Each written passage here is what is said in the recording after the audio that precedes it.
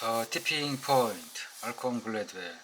How little things can make a big difference. What makes someone connect? The first and the most obvious is the connector knows lots of people. They are the kind of people who know everyone. All of us know someone like this. But I don't think that we spend a lot of time thinking about the importance of this kind of people. I'm not even sure that most of us really believe the kind of person who knows everyone really knows everyone. But they do. There is a simple way to show this. In the paragraph below is a list of around 250 surnames, all taken random from the Manhattan phone book. Go down the list and give yourself a point every time you see a surname that's shared by someone you know. The definition of know here is very broad. For example, if you sat down next to that person on the train, you would know their name if they introduced themselves to you, and they would know your name. Multiple names count. If the people a Johnson in the other word and you know 3 Johnsons, you can 3 points.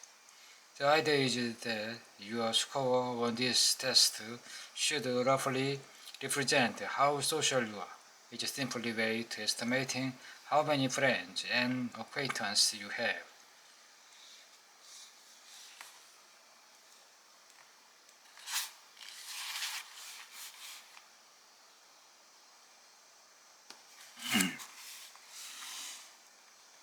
I have given this test to at least a dozen group of people. One of the freshman World Civilization class study colleague in Manhattan. The students who were in their late teens or early 20s.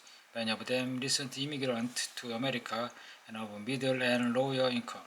The average score in the class was 20.96, meaning that the average person in the class knew 21 people with the same last name as the people on my class list.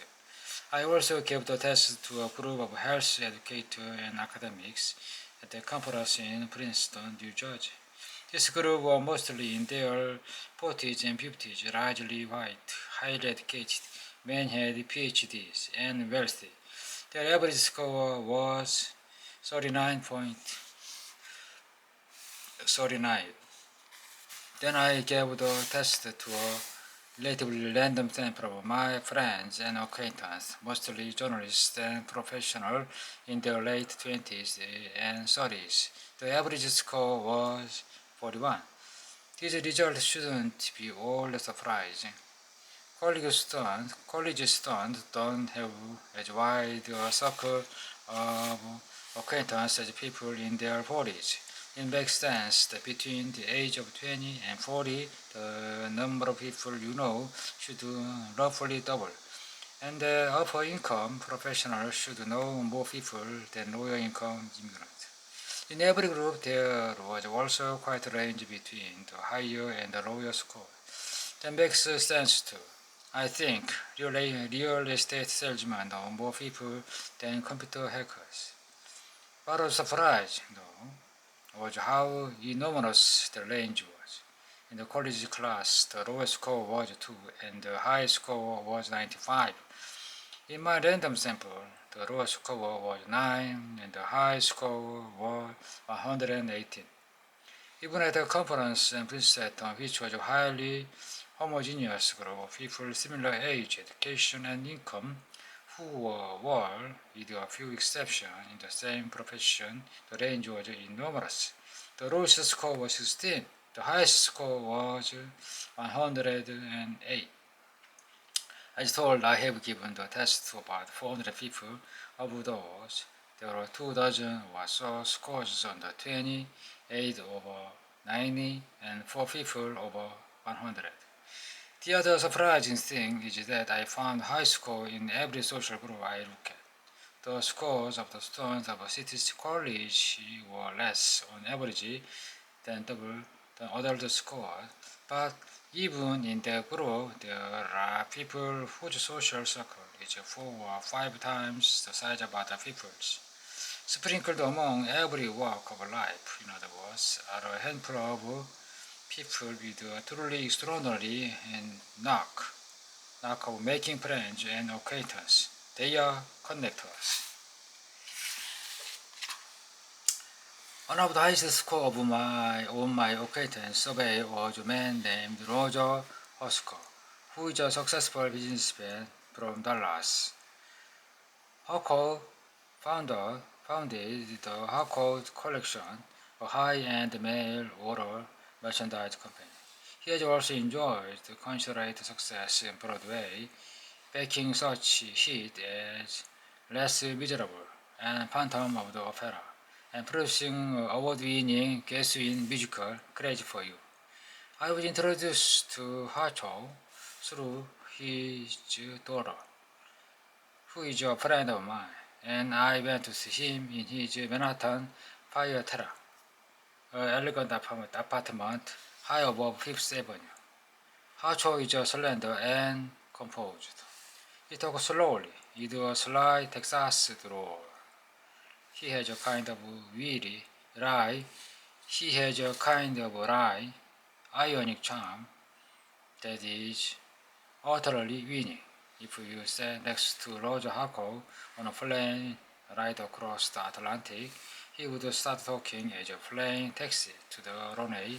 You would be laughing by the time the seatbelt sign was turned off, and when you laugh at the other end, you'd wonder where the time went. And I gave Harcourt the list of the names from the Manhattan directory. He went through the list very quickly, muttering names on his breast at his pencil scheme that page. He scored 98. I suspect that had I given him another 10 minutes to think, he would have scored even higher. Why did Haskell do so well? When I met him, I became convinced that knowing lots of people was a kind of skill, sometimes that someone might set out to do deliberately and that could be perfected, and that those techniques were central to the fact that he knew everyone. I kept asking Hako how word of connection of his life had helped him in the business world because I saw that the two things had been linked, but the question seems to puzzle him. It wasn't that his connection hadn't helped him. It was that he didn't think of his people connection as a business strategy. He just thought of it as something he did. It was who he was. Hacho has an instinctive and natural gift for making social connections. He's got aggressive about it. He's not one of those overly social, backslapping types for whom the process of getting acquaintance of obvious and self-serving. He's more an observer with a dry, knowing manner of someone who likes to remain a little bit on the outside. He simply likes people in a genuine and powerful way, and he finds patterns of acquaintanceship and interaction in which people arrange themselves to be endlessly passionate. When I met Ed Holko, he explained to me how he would like to revive the cash-in musical called Crazy for You. The full story took 20 minutes. This is just a portion. If it seems at all calculating, it shouldn't. Hacho told this story with a gentle, self-mocking air. He was, I think, deliberately playing up the idiosyncrasies of his personality, but as a portrait of how his mind works and of what makes someone a connector, I think is perfectly accurate. I have a friend named Mickey Shannon who lives in New York. He said, I know you love Getty. I have met Georgie Gatwin's world girlfriend. Her name is Emily Pelly. She was also the sister of Ira Gatwin's wife, Reno. She lives in the village. She has invited us to dinner. So anyway, I met Emily Pelly and I saw a picture of Gatwin had painted of her. husband Roe Pelly wrote with Ira Gerwin and George Gerwin Oliver. When Ira Gerwin still called himself Arthur Francis, that was one link. I'd lunch with a fellow called Leopold Gedusky, who is the son of the Francis Grassi, George Grassi's sister. She married a composer named Gadowski. Also, Grassi-Win's son was also there. His name was Mark Grassi. So they said, well, why should we let you have the right to call crazy? Who are you? You've never been in the theater. So then I started pulling out my coincidence. You went, Emily Pelly. I went to his house. The picture is there in the red show. You've seen the picture? I put out all the little links. Then I all went to Hollywood, and we went over to Mrs. Gaswin's house, and I said, I'm so happy to meet you. I knew your sister. I loved your husband's work. Oh, and then I pulled out my Los Angeles friend, and I was at Nyman Baker's, a lady wrote a cookbook. Her name was Millet Knopfler. Her husband was ready enough, a movie producer. He did Andy Hopkins stuff. His brother was the publisher. We introduced the cookbook in Dallas, and Mildred became a good friend. We just love her, and when I was in LA, I would call her. I always keep up with people. Well, it turns out Madeline Knopfler was George Gedwin's closest friend. They had Gedwin's picture all over their house.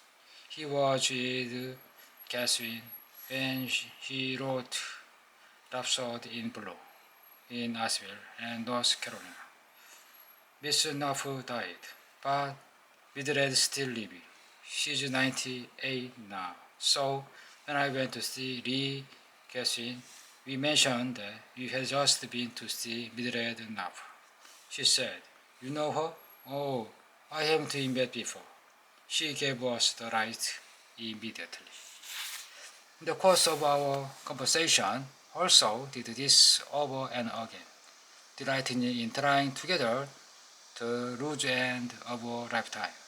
For his 17th birthday, he attempted to track down a friend from elementary school named Bobby Hoshinger, whom he hadn't seen in 60 years. He sent a letter to every Bobby Hoshinger he could find, asking them if they were the Hoshinger who lived at 4501 First Lane in Cincinnati.